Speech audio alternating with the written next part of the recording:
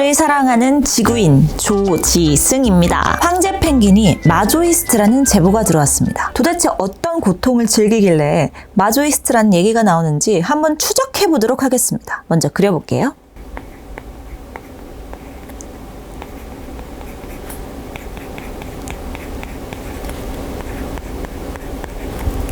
정말 귀여운 녀석인 줄만 알았는데 마조이스트라고? 아주 놀라워요. 띵. 발. 애기도 그릴 거예요. 아가 펭귄.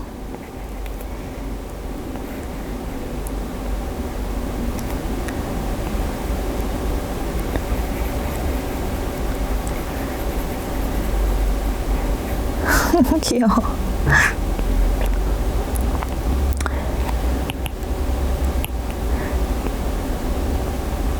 여러분들도 이 못나지만 귀여운 제 그림에 곧 중독되실 겁니다. 우리 개미 PD님 중독되셨죠? 인정하지 않고 싶어 하는데. 따란! 귀엽죠? 귀엽지 않아요? 곧 중독되실 겁니다. 자, 이제 어떤 고통스러운 이상한 선택을 했는지 알아보기 전에 피디님이 제시해 주셨습니다. 신체 및 정신적으로 상처받는 방법을 찾으려는 경향을 마조히즘이라고 해요. 마조이스트는 이 마조히즘을 따르는 사람들인 거죠.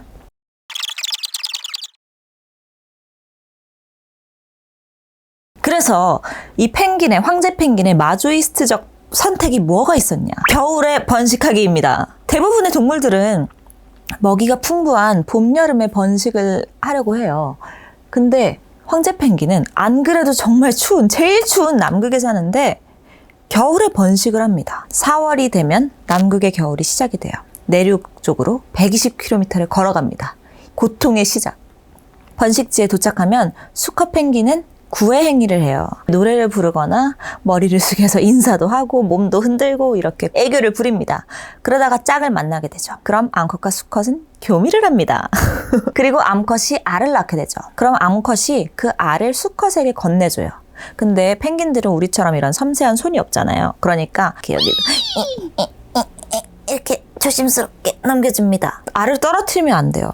지금 이때는 영하 40도 정도가 돼요. 너무 춥죠. 만약에라도 알을 떨어뜨린다면 알은 1, 2분 내로 죽고 말아요. 이렇게 수컷에게 알을 건네준 암컷은 떠납니다. 바다로 먹으러. 알을 받은 수컷은 그 알을 조심스럽게 자신의 발등 위에 내려놓고 그동안 많이 먹어서 불려온 두툼한 뱃살로 알을 덮습니다. 그러면 바깥 온도는 영하 35도지만 아래 온도는 38도가 돼요. 그때부터 이제 아무것도 못 먹어요. 사실 번식지로 출발할 때부터 아무것도 먹지 못했어요. 그리고 지금 겨울이에요. 얼마나 추워요. 지금 영하 40도라는데 햇빛도 안 들고 진짜 미친 거 아니에요? 도대체 왜 이렇게 추운 겨울에 번식을 하려고 선택을 했을까요? 정말 이해가 안 갑니다. 그러니까 마조이스트라고 하는 거죠. 내가 마음이 너무 아파가지고 안 그래도 육아는 힘든 거 아니겠어요? 어쨌든 그렇게 이 추운 겨울에 햇빛 없이 알을 품기 시작해요. 그러다 폭풍우가 오죠. 수컷 펭귄들이 모여요. 모여서 서로의 몸을 기대서 서로의 체온으로 조금씩 버티기 시작합니다. 근데 가장자리에 있는 펭귄은 여기 다른 펭귄이 다 있지 않으니까 더 춥잖아요. 그럼 또 교대를 합니다. 가운데 있던 애들이 밖으로 나가고 서로 위치도 바꿔가면서 이 눈물겨운 아버지들의 협동 대단하지 않습니까? 그렇게 암컷이 돌아올 때까지 4개월 동안 수컷 펭귄은 아무것도 먹지 못해요. 그럼 수컷 펭귄은 원래는 평균적으로 36kg 정도가 되는데 이때 반밖에 안 나가요, 몸무게가. 암컷이 돌아왔어요.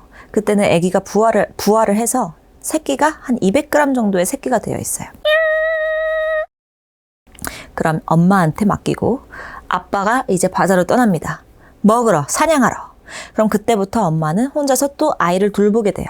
그동안 바다에서 사냥을 하고 먹어왔잖아요. 그래서 적당히 소화시킨 음식을 토해내서 아이에게 먹이로 줍니다. 또 시간이 흘러서 이제는 좀 아기 펭귄들도 솜털이 두껍게 자라나서 혼자서도 남극의 추위를 견딜 수 있게 돼요. 그럼 이때부터는 엄마 아빠 둘 다 바다로 나가서 사냥을 할 수 있어요. 이렇게 재밌는 시간들을 보내다가 12월이 됩니다. 아기 펭귄이 부모 펭귄처럼 다 자랐어요. 그리고 이때는 얼음도 많이 녹아서 바다가 이들이 있는 곳 근처까지 접근해 옵니다. 이제 우리 부모님은 아이에게 빠이할 시간이 온 거예요. 이렇게 힘들게 고생하면서 죽을 고비를 넘기면서 잘 키워온 새끼 펭귄이 독립을 합니다. 이렇게 빠이빠이 하게 되는 거죠.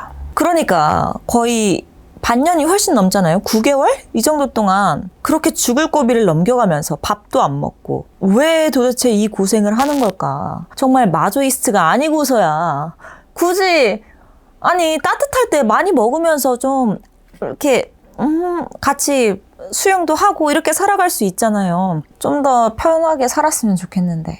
그래서 그 고통이 클수록 보상받는 듯한 효과가 더 커지잖아요. 그거에 중독된 게 아닐까, 이 펭귄들이. 여러분이 생각하기에는 펭귄이 마조이스트예요? 아니면 뭐 다른 이유가 있어서 그런 고통을 선택하는 걸까요? 의견을 댓글로 남겨주세요. 당첨되는 분에게는 아무것도 없습니다. 이 마조이스트는 좀 재미로 해본 얘기고 정말 중요한 게 있어요. 펭귄들, 지금까지 얘기를 들으면서 눈치채셨을 텐데 일부일처제라는 겁니다.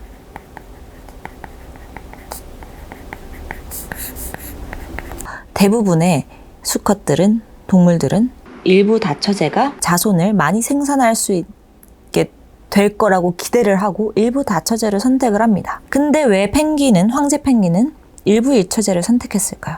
우리가 지금 들었던 마조히스트적인 번식, 양육 단계에서 암컷 혹은 수컷 한 마리만 빠져도 이 새끼 펭귄이 자랄 수 있었을까요? 부화도 못했을 거예요. 이처럼 황제 펭귄은 암컷과 수컷이 공동 양육을 해야지만, 서로 협동을 해야지만 아이를 제대로 키울 수가 있습니다. 그렇기 때문에 황제 펭귄에게 일부 일처제는 그나마 가장 많은 자손을 성공적으로 양육할 수 있는 제도입니다. 놀랍죠? 우리 인간도 일부 일처제 제도를 따르고 있는데 한번 잘 생각을 해봐야 될 것 같아요. 그리고 또 요즘에는 다양한 가족 형태를 꿈꾸는 사람들도 많고 이러다 보니까 이게 좋다, 일부 일처제가 좋다, 일부 다처제가 좋다, 일처 다부제가 좋다, 아니면 다처 다부제가 좋다 라고 그냥 결정할 수 있는 건 아닌 것 같고, 어쨌든 우리가 지금 따르고 있는 제도가 있으니까 왜 그걸 선택했는지, 우리가 어떤 책임을 다해야 하고, 이게 만약에 맞지 않는다면 우리는 더 나은 것을 위해 어떤 걸 선택해야 되는지 정말 곰곰이 생각해 봐야 될 것 같습니다. 이렇게 동물들한테서도 우리와 되게 비슷한 고민들을 많이 볼 수가 있어요. 1처 1부제가 좋냐, 1처 다부제가 좋냐. 1처 1부제인데 바람피는 동물들도 굉장히 많아요. 앞으로 이렇게 재밌는 좀 뭐 사회적, 그들의 사회적인 이슈라던가 관계 이야기라던가 이런 거를 계속 나눠볼 테니까 계속 관심 있게 지켜봐 주세요. 그러면 우리의 마조이스트 황제 펭귄의 이야기는 오늘 여기서 마치도록 할게요. 쿨하게 바이.